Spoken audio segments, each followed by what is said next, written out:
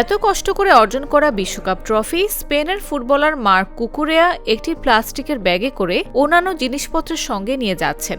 এমন একটি video viral হয়েছে সামাজিক যোগাযোগ মাধ্যম এক্স, ফেসবুক সহ অন্যান্য মাধ্যমে। এতে সবার চোখ কপালে। আসলে কি তাই?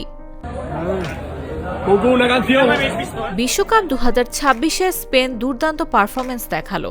ফাইনালে আর্জেন্টিনাকে অতিরিক্ত সময় 1-0 গোলে হারিয়ে দ্বিতীয়বারের মতো বিশ্বকাপ ঘরে তুলল লামিন ইয়ামালরা। অতিরিক্ত সময় ফেরান তোরেসের একমাত্র গোলে আর্জেন্টিনাকে 1-0 ব্যবধানে হারিয়ে দ্বিতীয়বারের মতো ফিফা বিশ্বকাপের শিরোপা জিতে নিল স্পেন।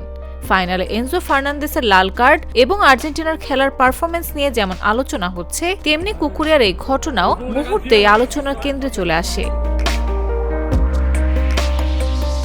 ঐতিহাসিক জয়ের পর স্পেনের ফুটবলাররা যখন স্টেডিয়াম ছাড়ছিলেন, তখন ক্যামেরায় ধরা পড়ে কুকুরিয়ার হাতে থাকা সাদা প্লাস্টিকের ব্যাগটি। ব্যাগের ভেতরে বিশ্বকাপ ট্রফির মতো একটি বস্তু দেখে অনেকেই বিস্মিত হন। মুহূর্তেই ভিডিওটি সামাজিক যোগাযোগ মাধ্যমে ভাইরাল হয়ে যায় এবং স্পেনের স্মরণীয় জয়ের রাতে এটি হয়ে ওঠে আরেকটি আলোচিত ঘটনা।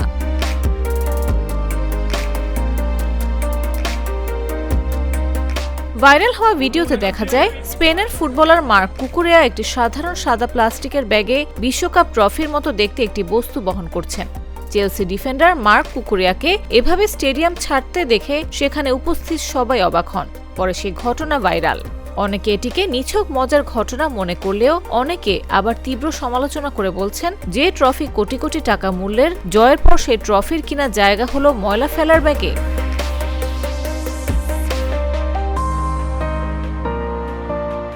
তবে দ্য সানডে গার্ডিয়ান তাদের প্রতিবেদনে বলছে, ওই ভিডিওর মধ্যে যে ট্রফি ছিল সেটি নিছক লোগো দিয়ে তৈরি একটি খেলনা ট্রফি, বিশ্বকাপ ট্রফি নয়।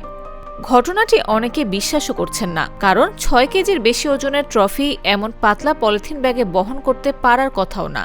তবে আনুষ্ঠানিকভাবে জানা না গেলেও স্পেনের জয়ের পর এমন ঘটনা হাস্যরস গুজিয়েছে ফুটবল প্রেমীদের মাঝে।